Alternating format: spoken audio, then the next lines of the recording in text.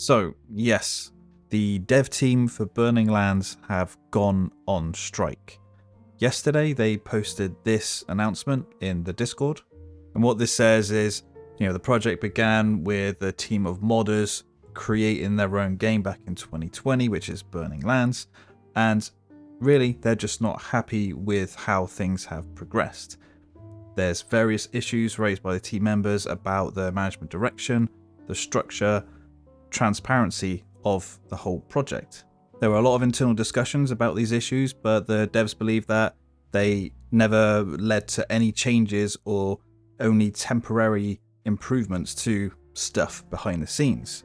And these discussions took part before the Kickstarter campaign went live. And the devs say it reached a breaking point, so the devs went on strike. One of the key things to take away from this announcement is that they went on strike before the Kickstarter actually launched.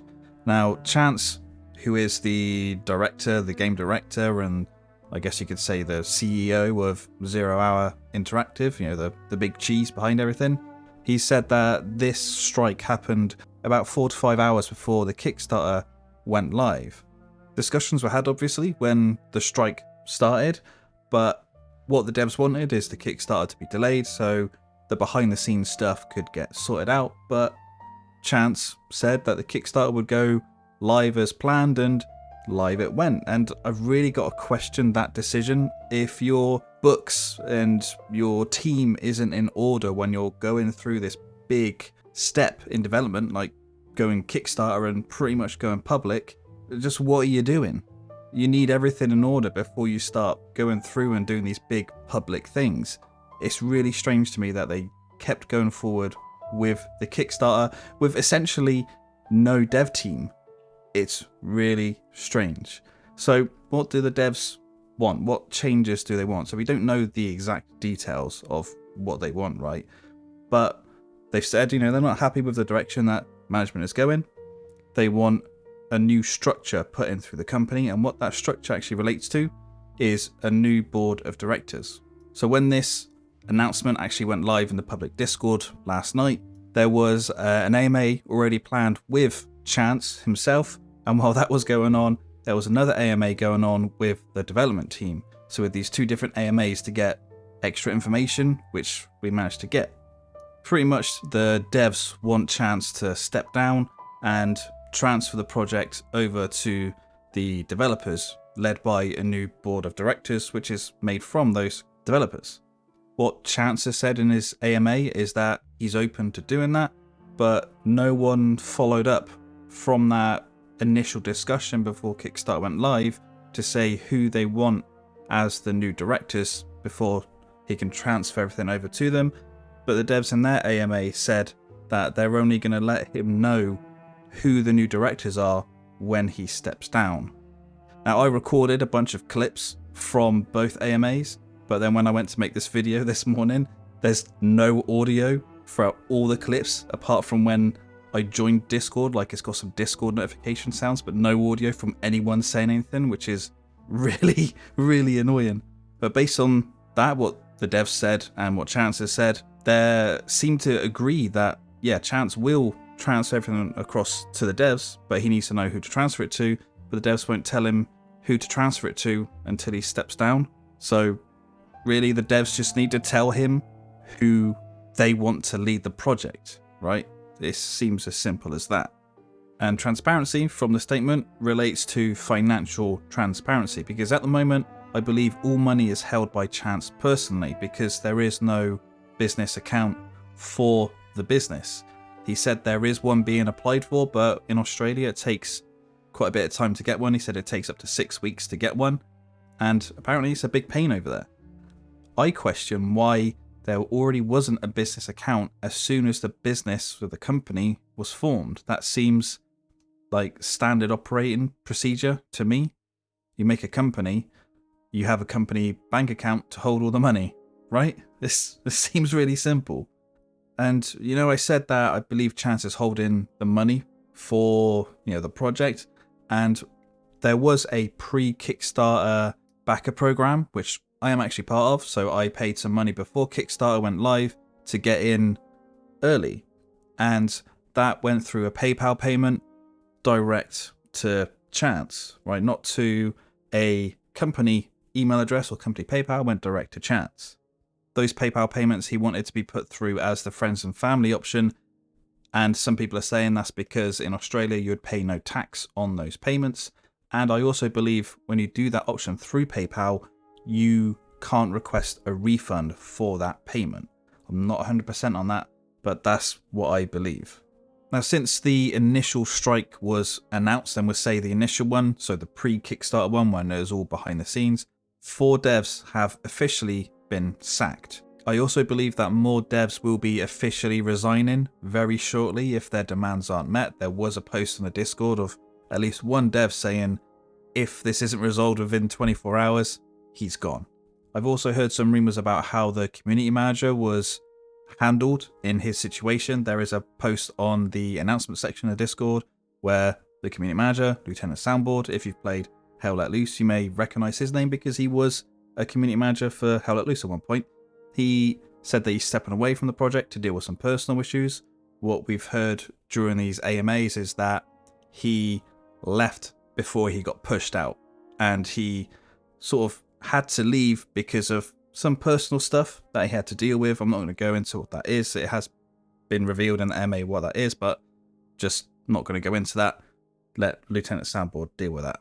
But in that situation, if someone's going to push someone out, that's just not on. That's just not the way how to handle staff. That's not a manager that has your back at all. And that kind of lines up with how the devs have said their statement, or what the devs have said in their statement, that they don't like the direction that management is going in. Chance also said last night that he kind of expected this to happen, meaning this public announcement of the strike, which I question. If you expected this, you must have expected a big public backlash to this, so why haven't you proactively done anything behind the scenes? What Chance said in the AMA is that he's been waiting for the dev team to basically let him know how they want to proceed. Why isn't he trying to push things along a bit, right? Sounds a bit strange to me. But he has said that development will continue. There are a couple more devs coming into the team at the moment, coming into the team in December. I don't know if they will change their minds or not. I think there are a couple of other devs still on the project that didn't strike. And there is a third-party dev team coming in January. Now, this dev team will be paid using the Kickstarter fund. One big point of discussion during the AMA was payment to the devs, and it was revealed that the devs have not been paid, which angered a lot of people, but there seems to be a reason for this which just kind of makes sense, really, and I don't think people need to be attacked, or Chance needs to be attacked for not paying the devs. Let me finish before you flame me in the comments. But based on what he has said, and I think what the devs have said in their AMA, is that no dev was on any payment contract. They weren't being paid by the hour or on any salary. That's why they haven't been paid. And that's kind of normal. If you're on a contract that says you're not going to get paid, why would you get paid? So there are some devs that are on zero pay. I'm going to call them volunteer contracts. They're just work on the game because they want to work on the game. And they also can put that on their CV to say, I've worked on this game, I've delivered this game, here's my portfolio of what I contributed to this game. It's going to help those devs or modders get jobs in the industry. Some other devs were on revenue share contracts. So what this means is that I think they would get some money from the Kickstarter, not 100% on that, but they would get money from game sales. Now that's a choice I believe those devs made to go on a revenue share contract, because one dev did say he could have gone on a revenue share contract, but he decided not to. He went onto the zero pay contract for some reason, right? One thing that angered a lot of people during the AMA with Chance is that he said that if the devs on the revenue share contract leave, whether they voluntarily resign or get kicked out, they will not get their revenue share, which that again angered a lot of people. But I think we need to know, which I guess we'll never know, is what the wording on those contracts are. If the revenue share, becomes null and void if they're not at the company, then that seems kind of normal to me. Like, when you work and then you leave that company, you don't get paid anymore, right? And they use the specific wording of revenue share, not royalties, right? If it was royalties, then they should still get the money, but it's not. It's revenue share. You don't get the share of the revenue if you're not at the company. Now, people may question why the devs voluntarily went on these types of contracts, but ultimately, this game was made by an initial group of modders that formed the company, and they did it for the passion. They wanted to work on it. And, you know, some people could use it to step up into the game industry to say, look, that I've developed this game or helped to make it. Myself, you know, I'm not a game developer. I'm in a completely different industry, but I would want to be paid up front, right? I want to be paid for my work, not get paid potentially down the line. So onto the Kickstarter, right? Before this all kicked off last night, there was over 1,300 backers. I'm not exactly sure how many. At one point I saw 1,337, and of course that number would stick in my mind. But now, as I'm speaking, that number is at 976. And that number is still dropping. It was at a high amount when I started speaking, you know, at the beginning of this whole video, and I've refreshed it just now, and yeah, it's dropped to 976. So if the Kickstarter fails, does that mean the end of the project? Now, probably, since the current dev team is on strike, and there's not going to be any money to pay for this third-party dev team that's going to come in January. It could mean that development continues with this really small dev team, but that would mean it will be at such a slow pace. Now, if the Kickstarter succeeds, will it actually still go ahead? I mean, we have the third-party dev team that'll be coming in January, but that's only for 3 months. And they were planned to come in just to expedite delivery of the game, I guess, to get it to an early access state. Now, after that, there would be currently pretty much zero or a couple of other devs to work on the game, which means that then development, if it went into early access, would be really slow. It could be pushed into early access too early once the third-party devs leave, and really that could be done just to get extra money in to try and get some more devs in. But in this day and age, if you launch a half-baked early access game, your game's dead. It's not really going to go anywhere. You'll get a bunch of sales initially, and then people will just stop playing the game, and that'll be the end of it. The game needs to be in a really good state with a decent amount of content when it goes into early access, or it needs to be something really special, right? Now, in terms of the Kickstarter, if you backed it, what should you do? Now, I'm going to say, if I were you, I would cancel my Kickstarter pledge. And this is because all the devs are on strike, right? And that's because of management. And they're not going to go back if he's still there. And because of all this, all the news, and there's a lot of YouTubers making videos about this is all public information, why would anyone want to really work on this project now unless they're getting paid for it? And there won't be really any money to pay anyone to work on it, because that money that's currently there, if the Kickstarter succeeds, will be going to that third-party dev. And that money, that current pot for the Kickstarter, is dropping and dropping and dropping as we go further along. I've also seen other rumors in the Discord that Chance has pretty much managed other projects like this or acted like this in different projects. Now, if you cancel your pledge and the game still comes out, you can still buy it, so no worries, right? You could buy it in early access, you could play it for under 2 hours, and if you don't like that initial experience of what you see, you could get your refund, and that's it. All you'd really miss out on is pre-alpha and alpha, which really aren't good in any game. It's going to be buggy, it's going to be lacking content, right? At least in early access, it should be in a better state. I've also seen some people call this game a scam, and it's not a scam, right? Because people have played this game. It is being actively developed. It has been actively developed for a number of years. All the developers can, account to that.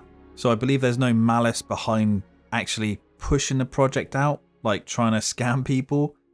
I think this will only be considered a quote-unquote scam if Kickstarter succeeds and the game never comes out. But I believe it won't be an intentional scam. It'll be an unintentional scam where money was taken and the game couldn't be developed because of probably all this stuff that's happened, but it's not an intentional scam. If the game never comes out, I can say I myself have been scammed along with the pre-Kickstarter supporters, because we put money up front before the Kickstarter went out with the promise of getting a certain number of keys. I think it was 2 game keys, one straight away, which we have got, and you can see that I got a key because the footage playing now is me playing the game, and another key later down the line to give to someone else. So of course, if that doesn't happen, I can say I've been scammed because I've paid money for something I haven't got what I've paid for, and so can the other pre-Kickstarter supporters. But what I would say to you guys now, if you've pledged on Kickstarter, if I were you, cancel your Kickstarter. I think you've got to do it, really. So this was originally going to be the end of the video, but the director, Chance, has just put out a statement like a few minutes ago. I went to the shops to get some tea because I ran out of tea, which is pretty much a crime in England. Came back and I've seen this statement. So I'm not going to go through and read the entire thing. I'll pick out certain points for you, but I'll gradually scroll it down on screen so you can read it if you want. So he's basically saying, he is the lead of the project. He made the decision to go forward with Kickstarter because he believes the project was ready for Kickstarter. He gave the team notice that it was going to happen, and then 5 hours before the Kickstarter was launched, demands were made by the developers to him step down as director and project lead, bring on a board of directors, take up a standard level design role, and ensure financial transparency, which is stuff I've gone over earlier in the video, so it sort of all lines up, really. Chance says that on the 28th of October, the 29th, and the 30th, he scheduled calls with the dev team to basically discuss everything, but all those calls were ignored. Though the call did happen on the 1st of November, and that lasted 2.5 hours. During this call, the developers who were going on strike basically said it wasn't financially driven, that decision. They wanted to have a bigger voice in the direction of the company. So Chance has said that he wants to know the details about the board of directors and who and how many, and who was going to cover the cost about getting that set up, because he didn't want to cover that cost, which I can understand. But he's saying that the devs didn't know who was going to be on the directors and how many, which sort of lines up with what was said earlier in the AMA with Chance and the separate AMA with the developers.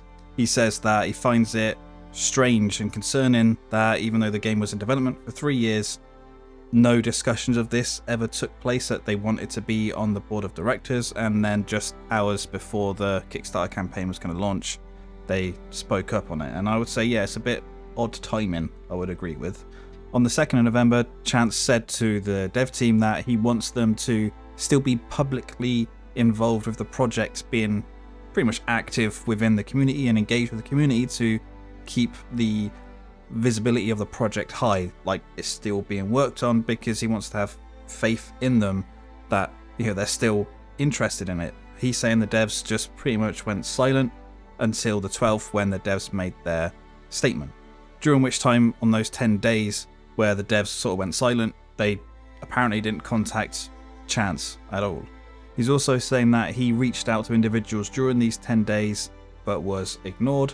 He does say that contractors going on strike are just refusing to work. They're not employees, so they can't go on strike. They don't have the right to strike. I don't know the legalities of that, but basically he's saying contractors failing to deliver by deadlines aren't acceptable in any business.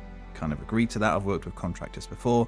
So it could be that the 4 devs that were let go were contractors.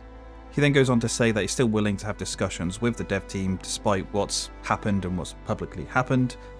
And he also states that the statement from the devs was actually released by contractors, not devs.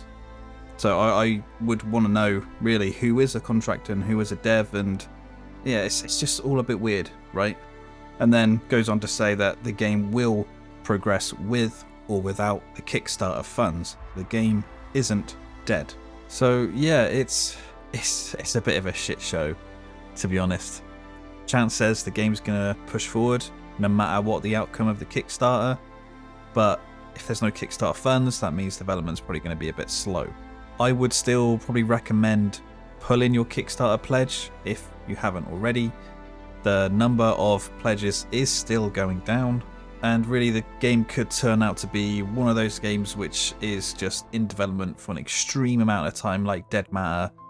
Maybe won't release to the state that Dead Matter does, but I think you could wait really until the game comes out on Steam in early access or whatever. But if I hear any more news about the game, I'll let you guys know. And if you like the video, give it a like, dislike if you didn't. Let me know what you think down in the comments below. And thank you for watching.